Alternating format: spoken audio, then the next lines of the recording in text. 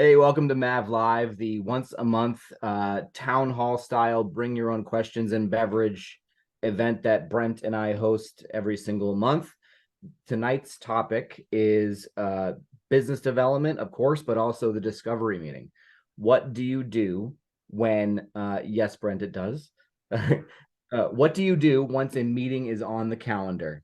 How do you take that meeting that's on the calendar and move it down the pipeline as a lead or get it out of the pipeline as fast as possible using a really strong discovery process?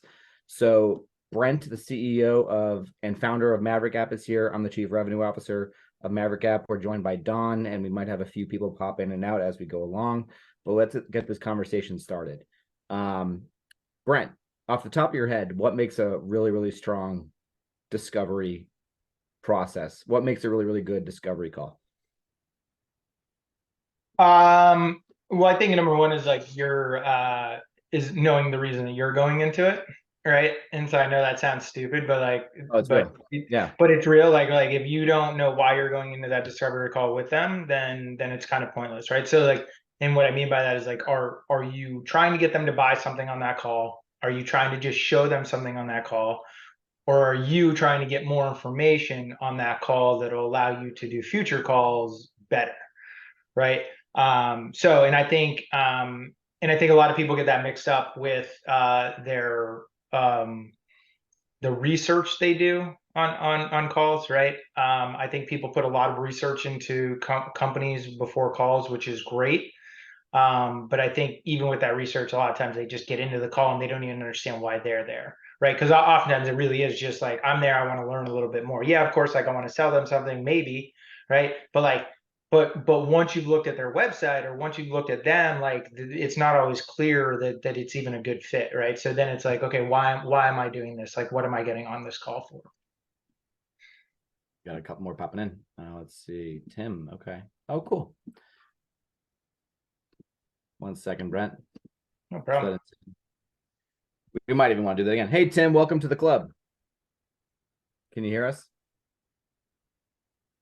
You're muted, if that matters.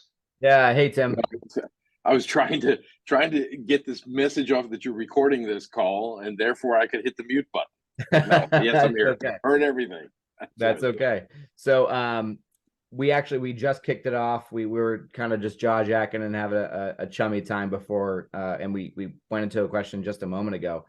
And what we do, Tim, is we use this as a town hall style, an open discussion about a good discovery meeting. But I mentioned earlier, so Tim and I were on a call earlier, Brent, and I told him, hey, come to tonight's event because business development is one of Tim's struggle points.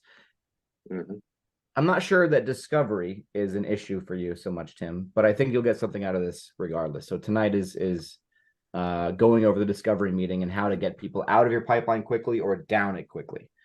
And so I had just asked, and Brent, maybe you want to say it again. It's good to have a soundbite. What makes a strong discovery process? Yeah. So what makes strong discovery process? So I basically said, I think that there's a lot of pieces to it. Obviously the research piece, but I think really importantly is knowing why you're on that discovery call. So like, what are you trying to get out of it? And so obviously there's always like, well, I want to sell something, but it's not always the case, right? It's like, do I want to learn more? Am I trying to gather a little bit more information from them so I can understand their business better so that I can do things better in the future? Am I trying to sell them something? Am I trying to give them a demo? Am I trying to just ask a bunch of questions? So I think a lot of it is like knowing why you're there as even as the seller, as much as understanding why they're there. I think people get into like the research part of it, and I think research is key. But I think people can also go overboard with the research part of it. Like too much research into a company, too much research into like what you do.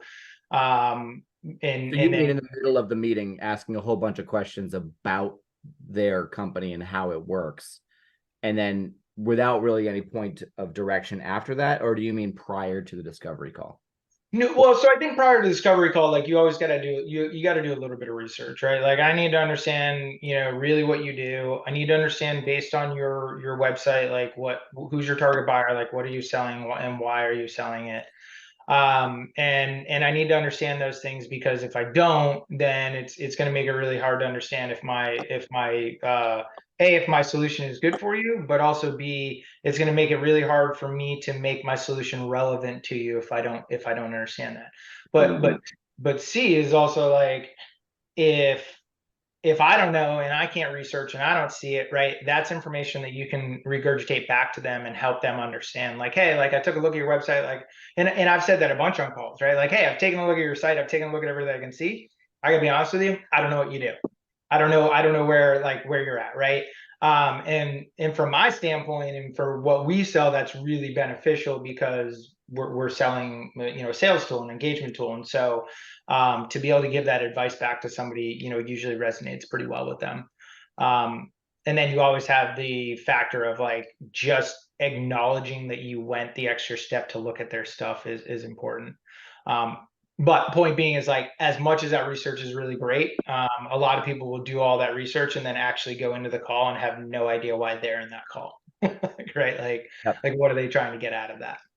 I think being presumptive or assumptive in the middle of a sales meeting is a good thing, right? Being assertive and being assumptive is a good thing, but prior to it, it's almost too much. It's too much too soon, because you don't have enough data to make an educated decision. How much would it stink to know that you're 35, 40 minutes into an hour-long meeting and you just find out that you can't help them in any way, right? Yeah. And so that kind of goes into, my number one question every time I get on a demo or a discovery call is, why did you take my call? Why did you take this call? Is there an initiative? Are you working on something? Are you doing something? Or are you just interested in learning more? I can instantly understand where you're at and direct my demo or direct my discovery call by the way that you answer that. Right. And so that way I don't have to your point, Steve, right? Like, you don't have to get 40 minutes in, right? Like, why'd you take the call? Well, we're working on exactly this. You hit me at the right time. Perfect. Right. Like, now I know that I can drive this call in a specific direction. Oh, I don't know. It sounded interesting. Your email caught my attention or whatever. So I'm interested in it. Right. Yep. And so that will drive it in a totally different direction. Okay, cool. Like, I want to educate them more than I want to do anything else, right? And so that's, in a discovery call, that's like my number one go-to. Within, obviously you do your banter, but I'd say within like 30 seconds, like that's my question. Like, I want to know why you took the call with me. Any feedback from you guys or questions that you want to bring up? Because as much as we want to share information about how to have a quality discovery process, we also want to hear from you guys. I think also the whole thing is of asking the right questions gets you to the point of understanding whether you're going to get it, but whether that person is interested in buying from you at all, right? And so for instance, I've got this process right now. Because it's a brand new product, we're selling AI. No one knows about it, and it's all kinds of stuff. So I was trying to make the point: this is so much cheaper to create your own GPT within your organization than you think it would be.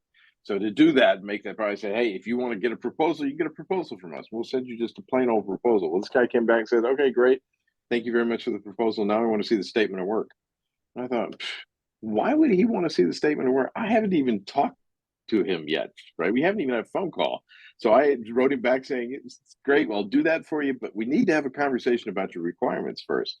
Now, I have a good feeling this guy might not want me to visit him because he might not want to buy from me at all, right? If that's the case, it's best for me not to waste too much time with him, right? So part of that discovery is just finding out, are you wasting time or you're not wasting time? Because if they're not forthcoming with their information, they probably don't want to buy.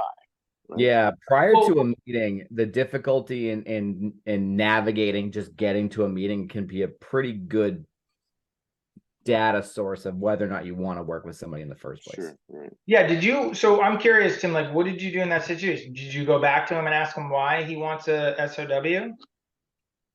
I did not. I just sent him an email saying, hey, let's talk. Let's have a conversation. Let me tell you about what's in the proposal, because you don't know it. You might have written the paper. I need to give you more information in order to find out what your requirements are so that I can do that. And if he doesn't want to give me my requirements, and I mean, look, we've all been sold to in our lives, right? You walk up because you found this nice car, you have no intention of buying the car, right? So when the guy starts saying, so what do you do? What kind of car do you need to have? Do you have a family? You don't want to give him that information. You just want to see the car and walk out of there because you're not going to buy it, right? So we all feel that same way when we're in the buying process.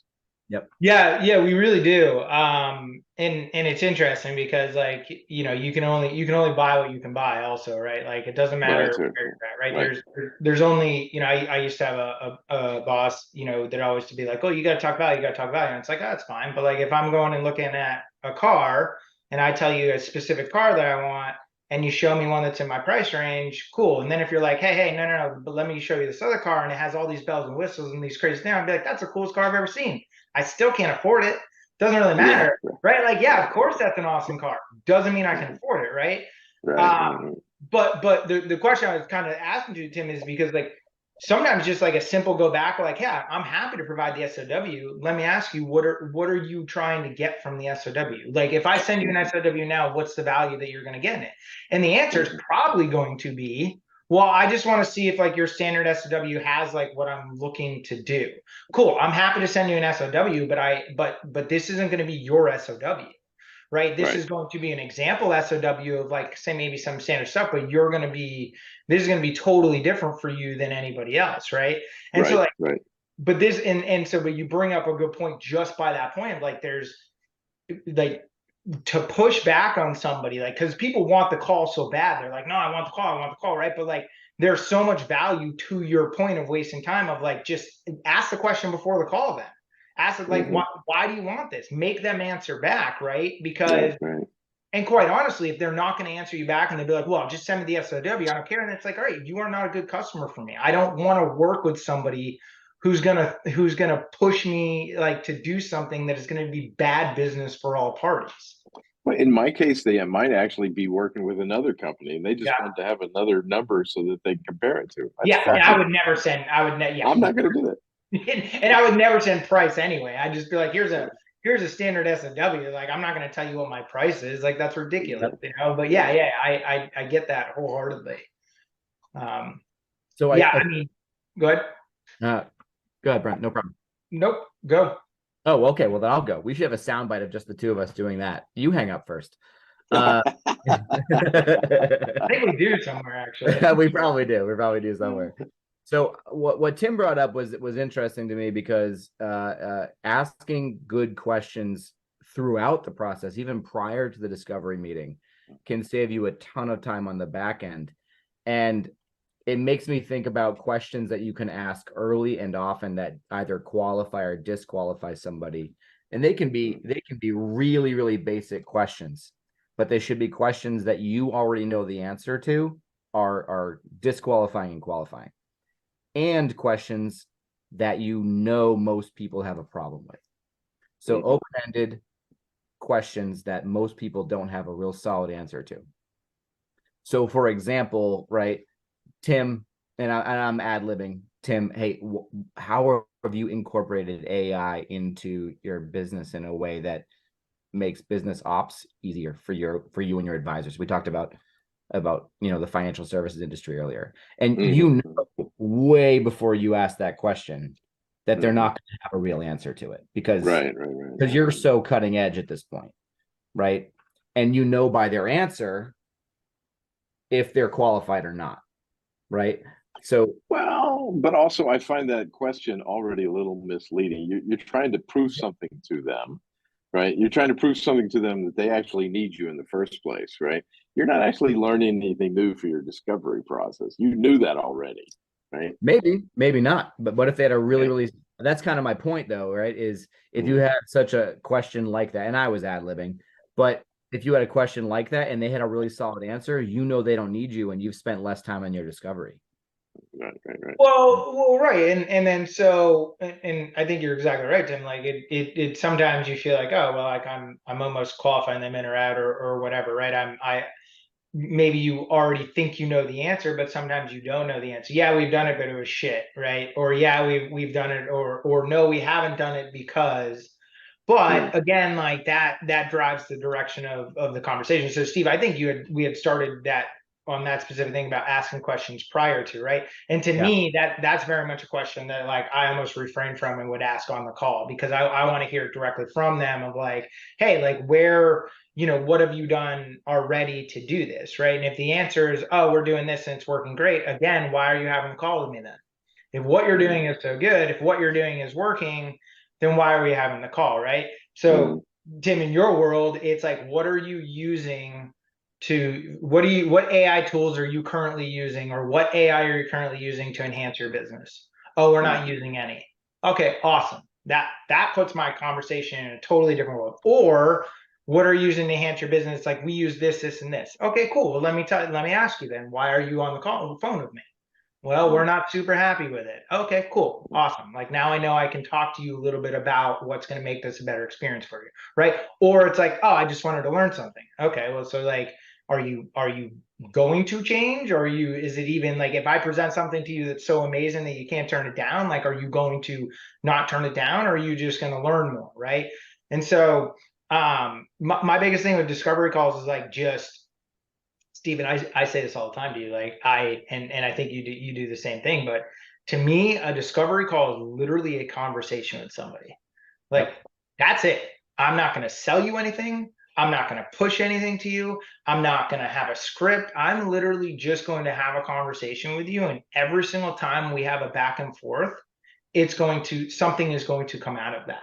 I'm going to be able to come back and ask you another question based on your answer, and vice versa, right? Like, there's no selling that ever needs to happen. It is literally just a conversation of, how are you doing this currently?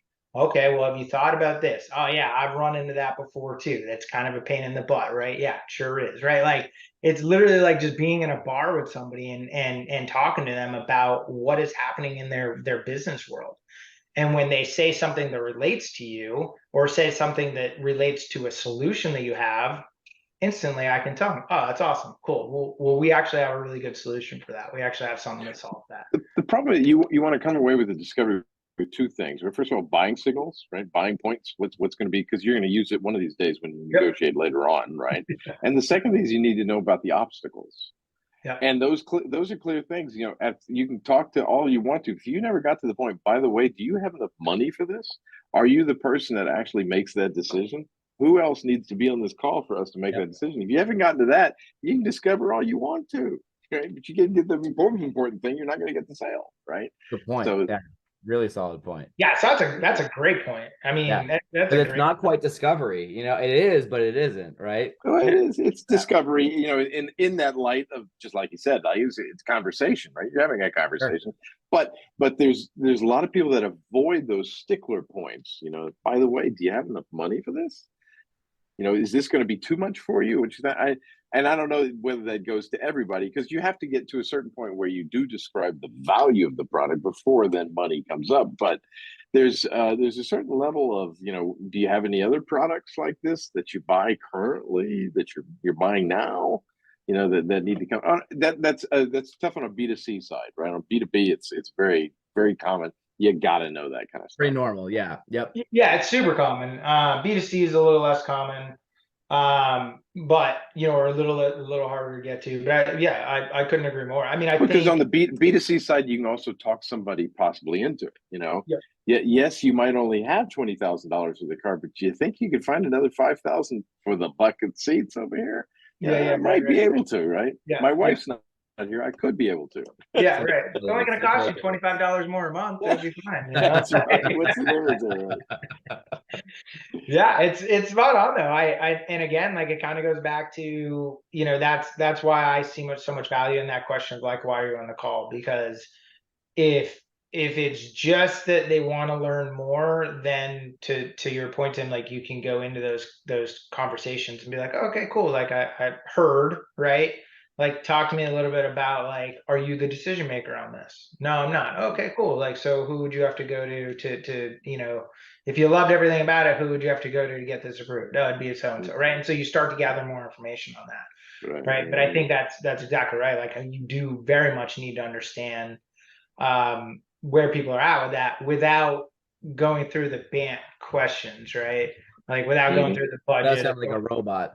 Yeah, right. Because then you're like, oh, do you have the budget? Okay, well, so how about authority? Like, well, how about your need? Are you needing this? And then, like, it's So like, let me start asking the question: what are the last 4 digits of your credit card? We'll go to the right, evidence. yeah, Oh, exactly. we could close this right there. That'd be the Yeah, go right there. like, You just ask a bunch of yes questions, and then you're like, okay, and your credit card number is. yeah, exactly. Do you guys ever hear that story about the police? They pull somebody over and ask a whole bunch of no question yes questions, and then at the end he asks about bazookas. Are there bazookas in your trunk? He said yes. Are there illicit drugs underneath the carpet in your Oh, because that gives them probable cause to search at that point, right? If you say yeah. yes. I feel like that's entrapment, though. It That's got totally That is, is but it's a entrapment. funny Yeah. story nonetheless. I was standing in this long line to go over the Mexican border, and I remember, and we bought some plant pots, right? Some ceramic pot plants. And I kept on practicing my head. He's going to ask me, "Did you buy anything?" Are these And I'm going to say, pot "Pot plants." Pot No, pot the or plants that you put Oh. the pots that you put plants into. Okay, all Right? right. So as soon as I got up there, I've been practicing so long. I said, "Did you buy anything?" He says, "Yes, we bought pot." That's the only thing that came out of my mouth. And the guy says, "Man, no one's going to be that stupid. Get out of here. Just keep driving." Right. It's so true, though, right? Like nobody's gonna be that idiotic. That's smart. I'm gonna try that next time I buy pot at the border. Yeah, right. Okay, great. Or don't. Yeah, Oh, which Lord. never happens. But That's right. Yeah. yeah, I'm not gonna be able to help you out for the jail there. So you just don't know that. Is this legal advice you're giving, Tim? That's all I Yeah, want. right. I No, was just about to say, like, there's Tim none of seems like that. Tim's in New York. He's working with some companies that have some money to spend. He seems like he's a lawyer type. I feel like we can lean on Tim for some advice. Yeah, no, you can't. Nothing Are going you- on there. are you in New York, Tim? I am, yes. Deep dark Cool. Manhattan. Oh, very cool. Very cool. I've spent a little bit of time down there. Yeah. Not as of late, but I used to go down there a lot. Yeah. But I always, I used to work at Salesforce here, and they always go for drinks. And right, this one Cool. guy has an hour and a half. He has to get up to Connecticut to go home. The other guy 2 hours down to New Jersey, and I had a 15-minute walk home. Right. Yeah. And I always said there's 2 times when you live in the city: when you're young and stupid and living with some girl somewhere, or, but in my case, when you finally got the kids out of the house. Now I'm living in the city. Now you're going back. Well, yeah. Now you're living up. All right. Well, I don't know if I'll find myself in New York, but New But Hampshire. it'll give you something to look forward to at least. Yeah, it's weird. I spend a lot of time in New York, and I have some friends in New York. Well, now they're in so his office is in Manhattan, but now he's in New Jersey, just barely Just over the border. Yeah. which is 2 hours away, I'm sure, but like with traffic. What So, traffic it is, yes. yeah. That's for sure. Wild. It is wild. I'll give you that. Yeah. So, okay, all these questions about discovery and moving a prospect down a pipe or out of it. What's the best question that you've heard, Brent, on a discovery call? Like to me?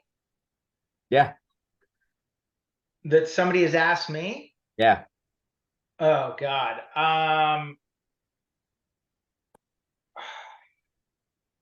I honestly don't have an answer for you. I've been asked a lot of really dumb questions and a lot of really good questions.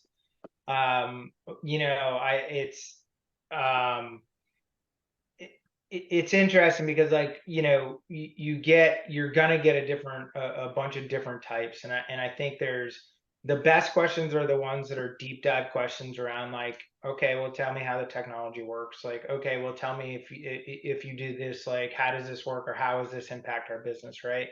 And I think those questions are really good because they tell the other person's listening, right? Like they're engaged in it, and so I think that's obviously really important. But I can't say that I've ever had like a question that's been just so good where I'm just like, oh, that's the greatest discovery question ever, right? And maybe not for you, but I just No, I have a reason for asking actually. So continue, and then I figured as much. Yeah, I just I think anyone that's engaging with me is important. Anyone that's engaging in the conversation is important. Yeah, and it's that I look for those things, right? And generally, if it, kind of goes to the point of like qualifying or disqualifying, but like generally, if somebody's not engaging with me and asking questions, then I have a good sense that they're probably not a real buyer, or they're just genuinely not interested in my product, right? So they might be a real buyer, they're just not interested in what I have going on. But that said, I'm super interested to hear what your greatest question was. Oh no, so I don't have a greatest question. I was asking about the best because the opposite of best is worst. Oh, And sorry. so sometimes I find that for many people, because we're going to repurpose this, we'll use it as content. And anybody joining in the future, it's way easier to know a few things they absolutely should avoid at all costs than it is to successfully implement 30,000 ideas that do work. So the worst discovery calls you've ever heard, and I'll go first. I keep on getting involved in discovery meetings where they do a horrible demo or horrible demonstration and explanation of what they do, and then rely on me or rely on that very brief explanation of what they do to trust it works, and then ask me, what would you do if this created $100,000 per month extra? It's like, well, wait a second, I never believed it would happen in the first place. And then you want me to create false expectations on something I don't believe in. That just sounds like it's a double fabrication. So I keep on hearing these very leading questions. What would you do if you had all this extra money? Who would be in? How would your life? Who would you be sitting on the beach with? Who would you be sitting on the? Yeah, exactly. Yeah, right? Yeah, so the worst practice that I've noticed as a tangible takeaway for you guys and anybody who might see this at some point is the leading open-ended questions without ever providing any value at all, any perceivable tangible value. So avoid those at all costs. And I'm wondering what the worsts are for you guys. Yeah. I think that's accurate. I went on one time. I'll remember forever, but like, I'm always keen to be assumptive in that the person needs your product, and I'm okay with that, right? I really don't have mind if you want to go into a conversation like assuming that people probably need it, right? Because you're solving a real problem, right? Like if we look at our demos, right? Like I truly believe like everybody could use it. I don't know if they need it, but could use it because it really solves problems that like I know as a salesperson that every salesperson has, right? And so you can go into that. But this particular one was just it was so assumptive without asking any questions, without understanding anything about me or my business. And there was just this assumption that I was going to make all these mistakes and I was going to do all of these things that their current customers do. And I ended that call just or not even ended. He went on like a 20-minute rant. And I was just like, I can't figure out if you're This talking is what to I'm talking about. Yeah. I was like, I can't figure out if you're talking Unsubstantiated to claims. me or if you're talking to about are you telling me about your customers or are you telling me that I'm that way? And I'm like, because none of the things that you said to me just now are resonating with me, right? Like, and I kind of I went at him with it because I was just like, I don't like this is not a valuable conversation to me if you're sitting here basically telling me that I do all these things, right? So yeah, so I mean, assumptive is good in that you see a ton of value in your product or your offering, but assumptive is not good in that like I definitively know you need it, and I'm not going to let you talk or ask you any questions about it, to begin with, right? And that was my big thing with him. It's like you've asked me literally nothing about me, and you just went on this 20-minute rant, assuming that like I'm your current customer, and like I'm not, like. Blindly just talking at you without understanding what you do. And then because he talked for 20 straight minutes, he assumed that you were who he thought you were, and then assumed that you were a ideal client, and then was surprised when he got pushed back. Yeah. Yeah. Yeah. So It's you a- didn't even really need to be in the call, right? He would have Exactly. he would have had a Apparently great not. call without you. Yeah. Yeah, no, apparently I did not need to be in the call. There was no use for me to be there. So, which honestly You made weren't me adding more, any value anyway. yeah, which honestly made me more upset because I was like, cool, like I don't even need to be here for this. Like I don't, you know.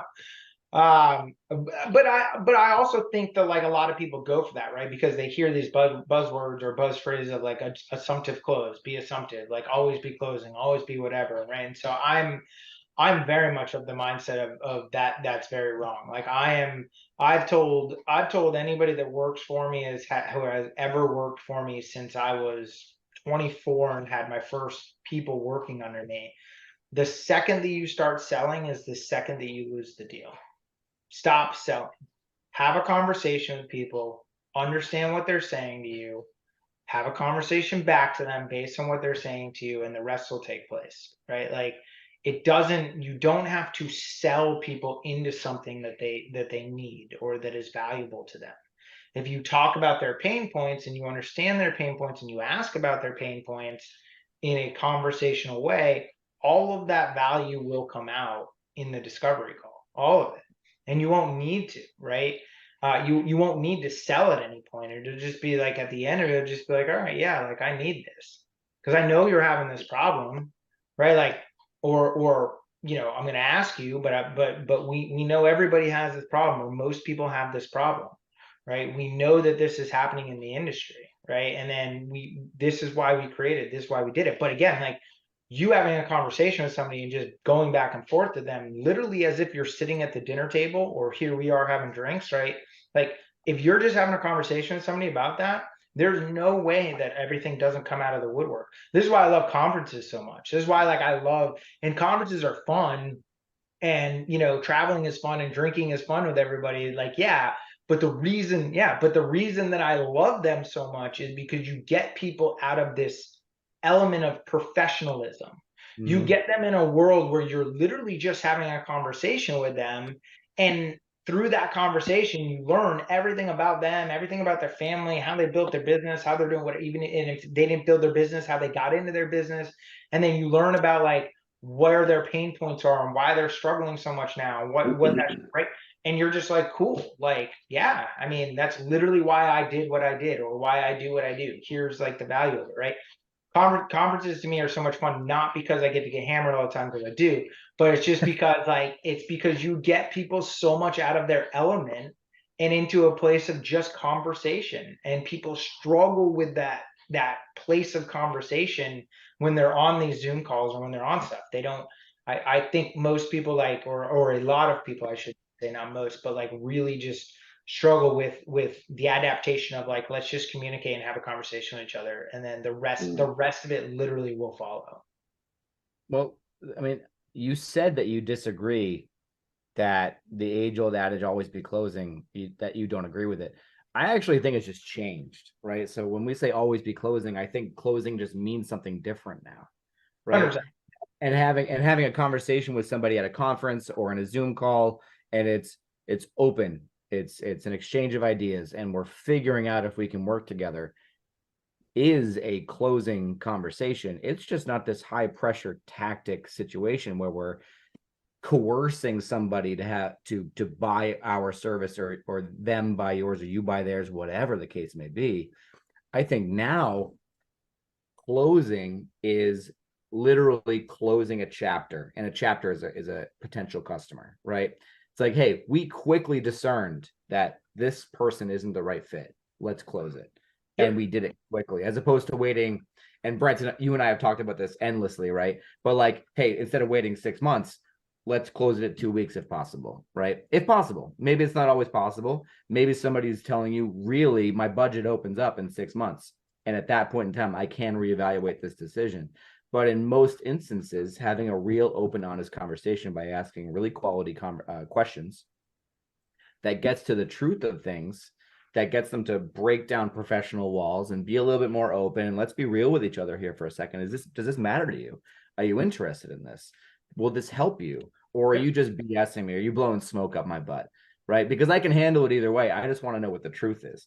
And getting to that decision earlier is a closing. It's just a different type compared to when you watch Glenn Ross, you know? Yeah, well, I right. think the thing is with the only way to really close a sale is if you have determined what the value is for that person. Yeah. What is the value that they're going to, and these values are very personal, right? Yeah. You cannot find out personal values just by having a sales conversation, right? Sometimes you do need to do it over a beer, right? Or while watching the girls, finding out what he thinks about the girls, right? It's that kind of thing, right? It's the only way to do that. Yep. And this is where I think a lot of people miss that. Without having those values, you really can't close on it. If you don't know what makes that guy have more money in his pocket, then you really don't know whether his values and therefore what I'm going to bring up about my product that's going to help him get to those values, right? Yeah. And that's where I think a lot of people miss on that part. They try to know, but we have this and this, and this is the great feature of our product. And I got that. But with you out finding out whether that's important for me, it's not really worth having a conversation about it, right? Yeah, I couldn't agree more. I mean, like understanding again, like that value that you're providing, understanding all of that dictates a ton, right? And so, you know, and to Steve, to your point, like always be closing. Like I think should always be closing. I don't necessarily mean people should stop, but I think they take it too literally. yeah, Right. And then like they get to this point where they're like, and to your point, Tim, like before they've even understood like what people are doing or what the value is that you're bringing, like they try to close because like they take this value prop where they take this sentence or this term always be closing so literal that they're like, oh, I always got to be like asking for their business. It's like you can ask for their business without asking for their business, without like definitively going at it, right? But you know, that kind of brings us to like the second part of all this is like really getting to the no faster, right? I mean, Steve, what's one thing when you get Maverick, like thing that I always tell you? Get to the no faster. Get to the no faster. Right? But notice though, that's not get to the yes faster. Get to the no faster, right? Like the yes is gonna come and you'll know when it's coming. To your point, Steve, like if somebody's like, all right, like I'm in, I just don't have budget for a couple months, like cool. That's a different story. Let's follow up, let's re-engage and whatever, right? But like when you're in the middle there, go get the no faster. Go make them tell you no faster. Because that's way better for me. It's not me as a business owner. I mean, it's way better for me as a salesperson. I think it's better for I get everybody. your no, the less time I have to spend on you. And there's so much value in that. I think it's better for everybody. Tim, I think you and I talked about this earlier, but when people suddenly disappear, it's often because you have become somebody that they know, like, and trust, and they don't want to share the update with you, right? And don't want to let you down, even though you know they're not, right? But they just don't want to tell you, right? That they don't have it to work with you. They don't have the money or the finances or the time, whatever the case may be, and they feel like they're right. Yeah. Guys, I'm gonna have to run. I'm getting kicked out of this room. So thank you very much for letting me join today. It was a lot of fun. Awesome. Take care. See you. Thank you. Did he say he was with Salesforce? He has a Salesforce background, and now he does one of the coolest things I've ever heard somebody say they do in modern technology days. He helps business owners implement, and I'm abbreviating this, but basically a chief strategy officer, an AI-based chief strategy officer, as like a web extension for their reps. So if I was like a financial advisor, for example, or if I worked at Fidelity and a customer calls in, pulls up their data, I have a brief conversation, AI is listening the whole time, and I enter in a couple data points, it pulls from my entire infrastructure, it pulls from all the customer success reports, all of the customer emails back and forth, and it spits out a financial strategy. Interesting. Right? But I'm still the advisor. Yeah. So this is for financial advisors? That's one of his target markets, but he does it for security officers. So, you know, that's cool. Yeah. Companies. Yeah. Pretty wild. Wild stuff. You're welcome, LinkedIn Universe and everywhere else where we broadcast this, because we just plugged Tim. Do it. Yeah. Awesome. Yeah. Right. You're welcome, Tim. Yeah, you're welcome. You're welcome, Tim. Yeah, I mean, but he brought up some great points in the discovery call, and obviously appreciate that. But I think yeah, I think it's the discovery call and the no's and the yeses is really important. Just to bring it kind of back around. Yep. As much as you want a yes, kind of getting to that no pretty fast is probably the best thing that you can do. Ooh, better- Vesta put her hand up. Raise Is your that hand. Go right? ahead, Vesta. You can just yell. You don't have to. Yeah. You don't even have to. You don't even have to raise your hand. You just yell. Hello, all. I have a question. So, wow, it's a lot of things that's been said. It's like really, is great stuff. I mean, it's clarifying things for me. But I have a question. Um, is there like a, what you call it, one of those trial periods for this app? Or, you buy it and that's it? Is there a trial period? For Maverick? Yeah. Well, Maverick is, I mean, okay, so I'm going to take this two ways. One, I'm going to talk about Maverick specifically, and then two, I'll talk about, in a discovery call when people ask about this, right? Because that's actually a good segue. I was like, where are we going with this? I can't wait. Yeah. So number one is Maverick is we don't really do trial periods because we believe in the product and what they do. That said, like we believe in like you being able to prove out value, but this now leads into like if somebody asks that question and you're on the call, all right, well, what are we trying to get out of a trial period? Right? What does the trial mean to you? What's a trial mean for you, right? And this is exactly how we answer this with Maverick, right? Of like, hey, like, sure, I'm happy to accommodate, or I'm happy to talk about that, but I want to understand what you're trying to get out of a trial period, because just to have a trial period for the sake of having a trial period is not going to solve any problems. Now, if you're looking at very specific metrics and very specific things that you're trying to get, cool, let's base a trial period based on that, right? And so a lot of people on Maverick would be like, hey, what's your trial? Well, I just want to make sure that the prospects that you're providing me, the research list, is my target buyer. Cool. Then let's focus on that. Nothing else. There's no other results, right? If we prove to you or show you that we can provide you with fully researched list of your target prospects, then we're good, right? And the answer, of course, is yes, right? So as much as I understand that was geared more towards Maverick, that's actually really good in terms of like the discovery call, because that happens all the time in a discovery call, right? Like you're going to get asked that weird question of like, well, can we do a demo? And of course, depending on your business, but for us specifically, it's like, we don't normally do them, or it's going to be not a demo, a trial period. We don't normally do them. And the reason is because, there's a lot of work that goes in. There's a lot of stuff that goes into this. We believe in our product and we know that it works. Right. Number two is if you definitively need it though, sure, happy to, but we're not just going to give you a trial for the heck of it. We want to understand what you're trying to gain out of a trial. What is your objective from a trial? And then we base it on that. So in other words, you're saying that we don't normally do trial periods, but maybe we'll make an exception to the rule if someone has a great explanation why they want to do a trial period.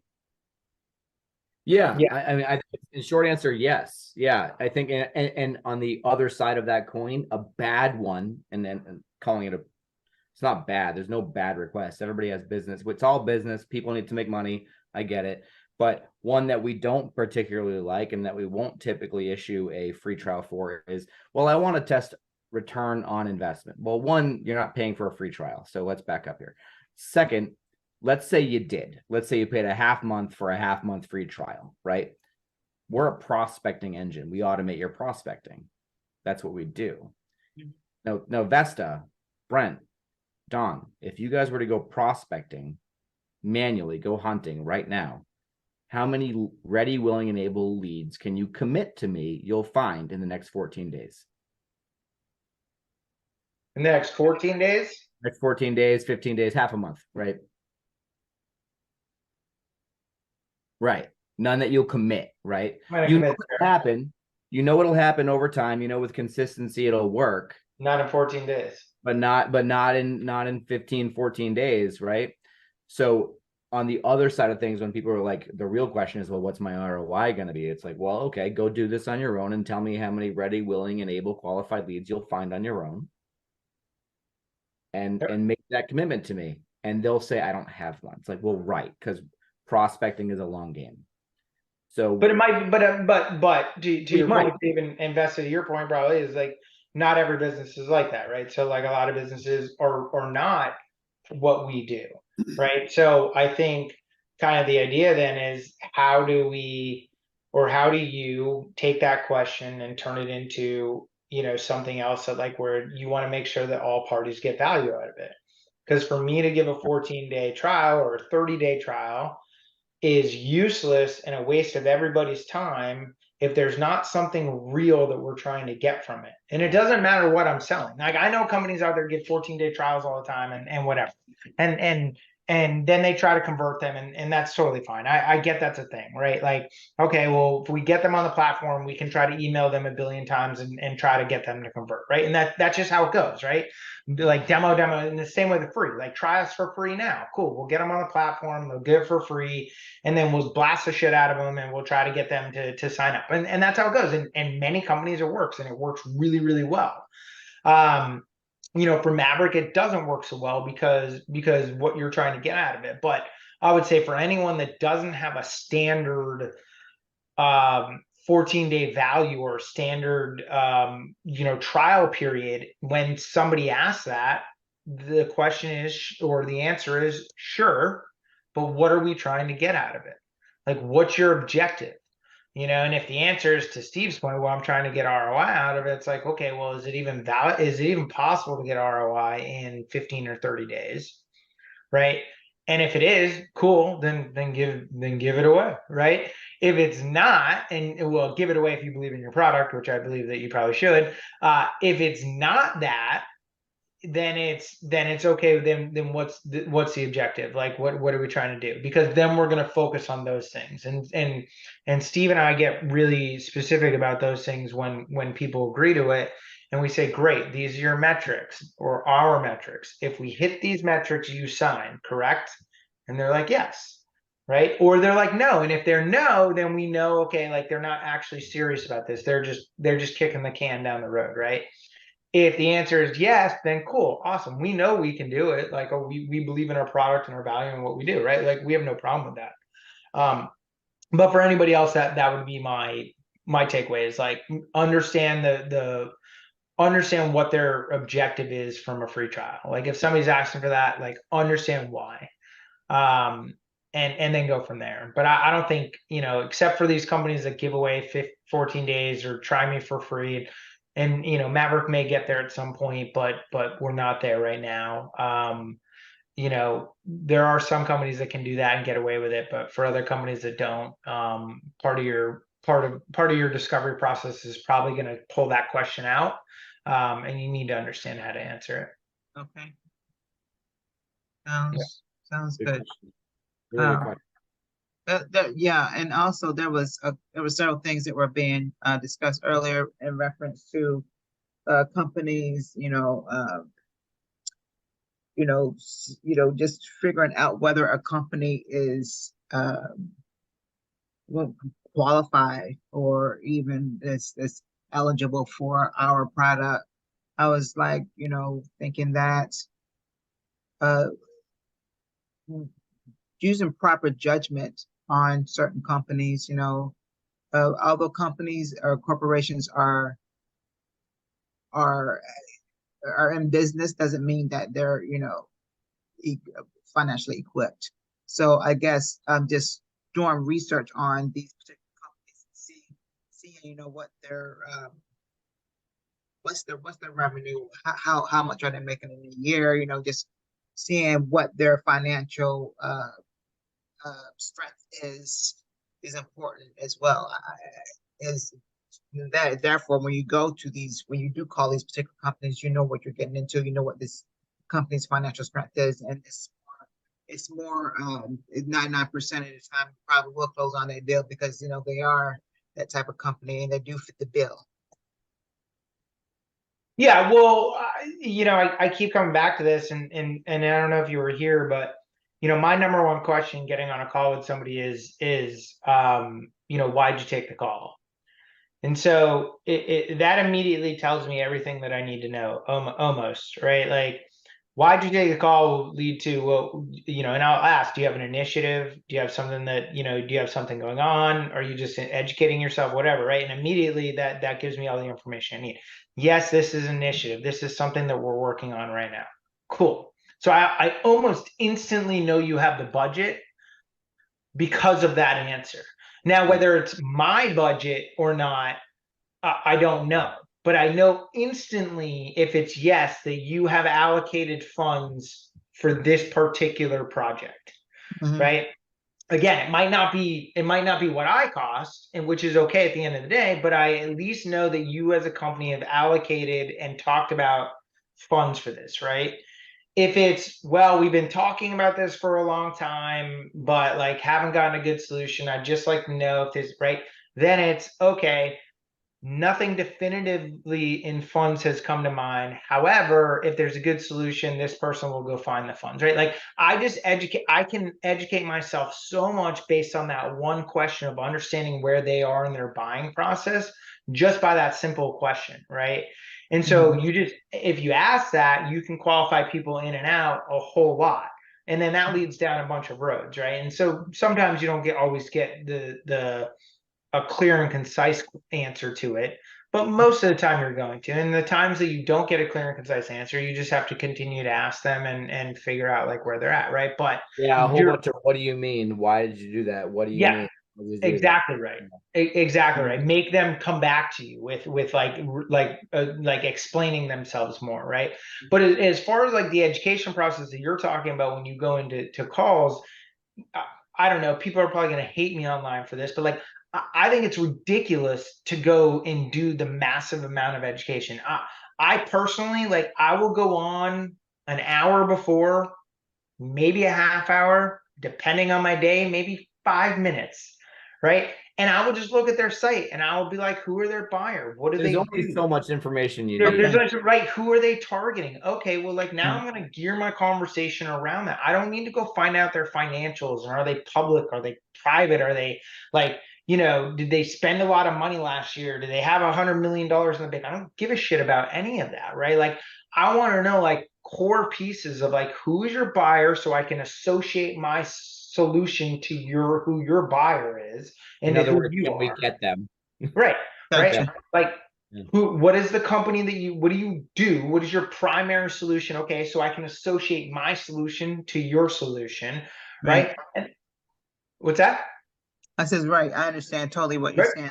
Like Yeah. but though, like a lot of people, and this is what I was talking about earlier, like a lot of people go on and just do this crazy amount of research, and it's like there's no amount of research that I can do beyond 30 minutes that's going to tell me anything that's going to get me closer to the close than what I can see, right? At And face value. it goes back to like this like professional aura that people put on all the time. A website is a professional, no walls broken aura for the public to see. So you're not meant to get the dirt. You're not meant to get the initiatives that they're working on.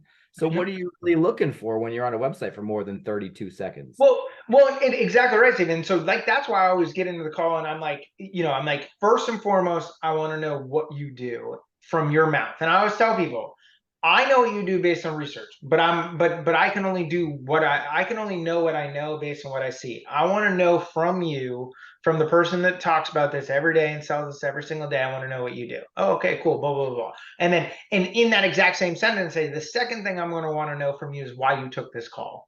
And boom. And that goes from them telling me about their company right into why they took the call, which the two will always mix. right? Because I want to be upfront with them of like, hey, like I've done my research, or like there's only so much research I can do. There's only so much I can figure out from you, without you, and generally speaking, I'll use the research information in my demo, right? So for us, particularly in Maverick, when I'm talking about like different things that Maverick does, I'll associate that back to their buyer. So when I'm looking at recon, I'll be like, hey, like in recon. So for instance, you're going to want to go after this buyer and this, like this industry, this, and they're like, oh, okay, cool. Like they know that I looked at their product, their product and who their buyer is, but I'm not really associating that to anything I need to know about their buying process. I'm associating that to how it relates to my product, right? Or how it relates to my offering. So I caution anybody like of like research is great. Too much research is a waste of time. I'm not going to ever say it's bad because it doesn't matter. You can do a ton of research. It's always going to be good. But if it comes to a certain point where it's just a waste of time, It's not scalable.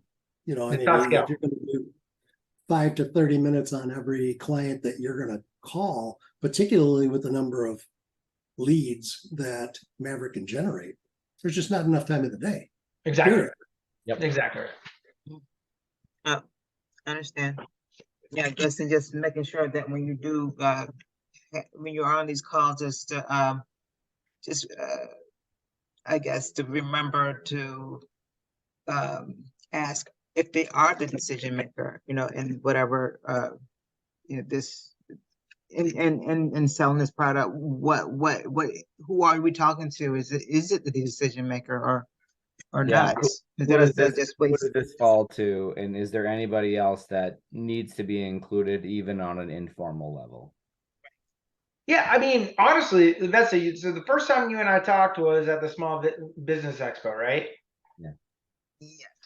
Right. When we had that conversation, there was nothing but curiosity from you about us, right? So I guess that's probably the best word I can use, right? Be curious. Like just be curious about what they're doing. Just literally have a conversation with somebody and be curious. And curiosity, and when you're asking questions based on your curiosity of their business and what they do, it'll pull everything out that you need. Everything. There will be no need to sell. There will be no need to go through your checklist.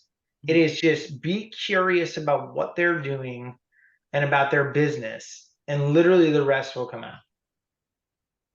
Right. No, I think Mhm. go ahead. Sorry. No, that's okay. I mean, I was talking to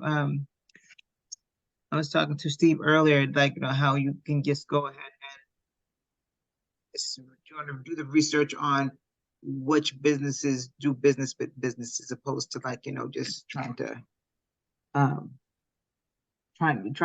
guess that the business does business with consumers, or if they do business with other businesses. This Doing that type of research, I think, is really crucial as well. Oh, for sure, right? But again, remember that most people aren't going to take a call with you unless like you have something that's valuable to them, right? So like most people aren't going to take a call with you unless like they see value in you have. So you almost already know the question of like, why'd you take a call with me? Like you almost already know like it's very likely that they need what we have, right? Or that they want what we have. And that goes for anything, right? It is different when you're selling some technology shit. I will say that. So sometimes when you're selling some into software architects or into software engineers and stuff like that, sometimes those people will take a call because they just want to get on the phone with somebody and have a conversation. I'm not kidding. I've been through it. I lived through it, right? Like some of those software engineers, solutions architects, like directors, like even CTOs, sometimes when you're in technology, they will take calls just because they're so into, like, they want to learn new shit. So they're like, oh, I'll get on the phone with them and like I'll learn some new stuff and it'll be really cool. But they have no intention of actually buying stuff.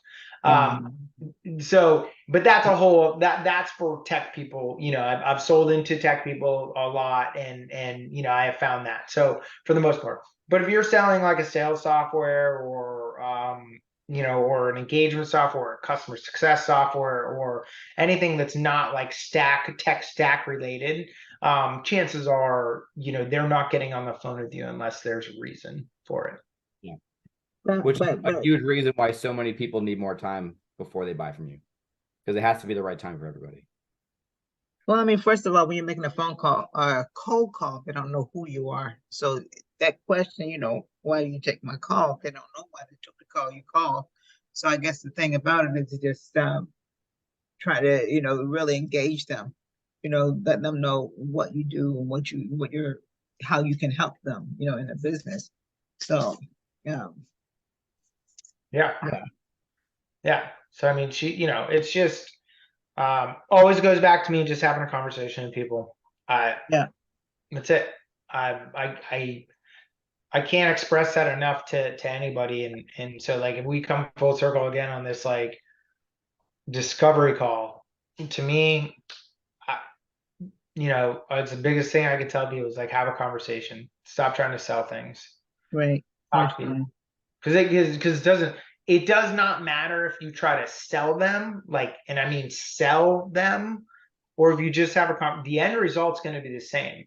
They are either in a market to buying or going to buy from you because they love what you have, or they're not. There's nothing you're going to say or do in a salesy way or a pushy way or a whatever way that's going to change that, right? If they're on the phone with you and you have value, have a conversation with them, understand their pain point, and explain your value to their pain point. At the end of the day, everything will happen. Right. You know, yesterday I was on the phone with one of my Real quick, I'm going to stop with a recording. client. Yeah. Okay. Yep, go ahead. Yeah, I was. I'll let it roll. Well, I mean, yeah. I asked her, you know, how does she generate business? You know, and she was saying that and did she have any, I ask her, you know, did she have any time to prospect, you know, to grow her business? And she goes, no, I don't. And I was like, well, that's when I was saying, you know, well, I work with a company named called Maverick, and they can really help you with, you know, help you grow your business. And she was all in, you know, after I explained to her a little bit about, you know, what Maverick does, you know, they prospect for you, and you know, you don't have to, you know, it's a lot of red tape that they take out of your life. You don't have to worry about doing. And she was all in. Yeah, that's awesome. That's awesome. I mean, I have no doubt. I mean, you're a salesperson, right? You're gonna know what to say to people, right? Yeah. Like, I mean, that's the other kind of the other thing is like just let your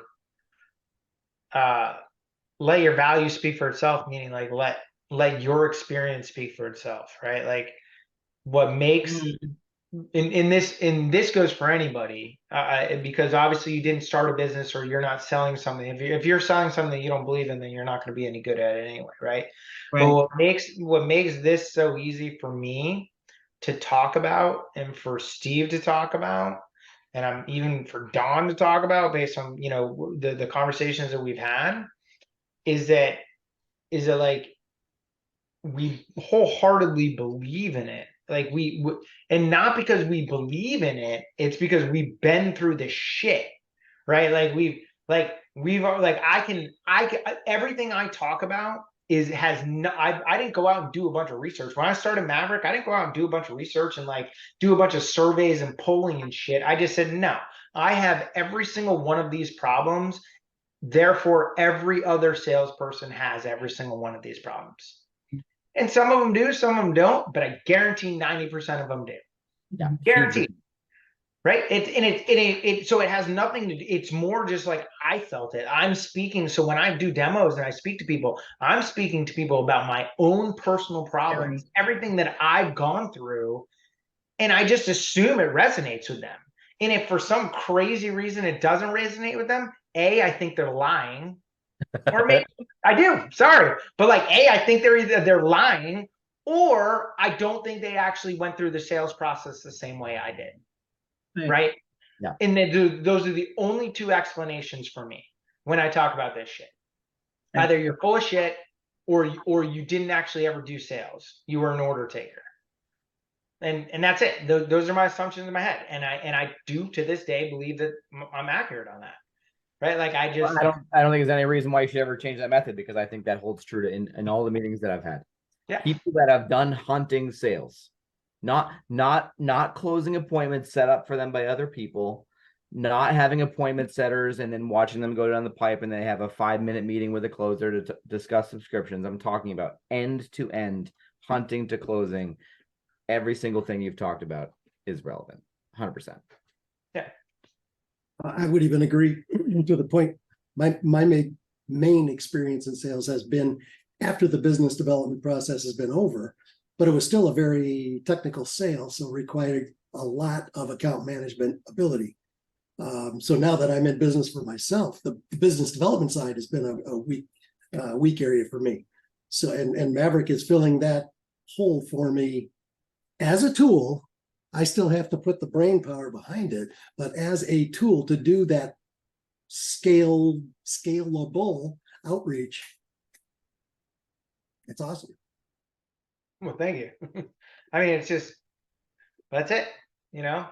So, but to that point, you know, I mean, but to that point, Don, like when you sell like your services, right? You know, you talk about that from your experiences with people, right?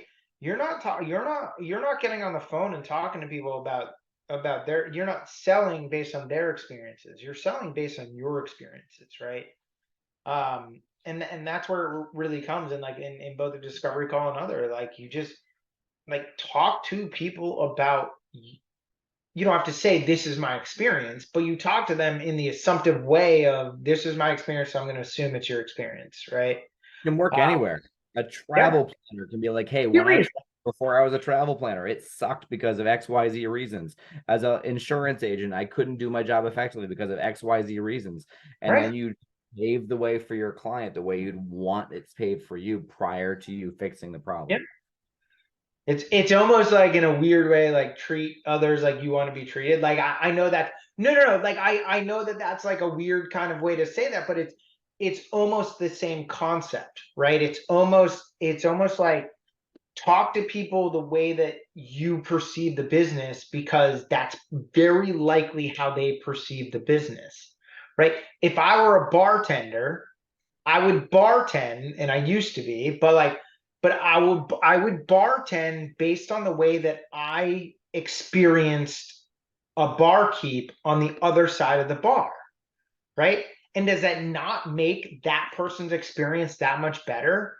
Yeah. Right? Unless you're a piece of shit and you like an asshole at the bar, like then no. But if I'm a bartender and I treat my bar the way that I wanted to be treated on the other side, because I assume they've had the same experience as me, their experience at that bar is going to be phenomenal with me.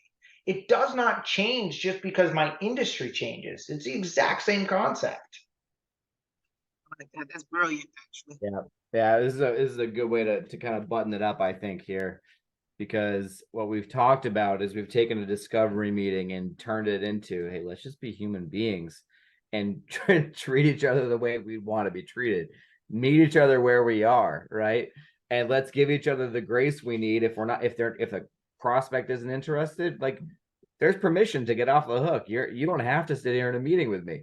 If Right. you want to be in a meeting with me, if you have a problem that needs solving, stay in the meeting with me and let's troubleshoot that until we come to a logical conclusion, whether it's later or now. Great, let's do it.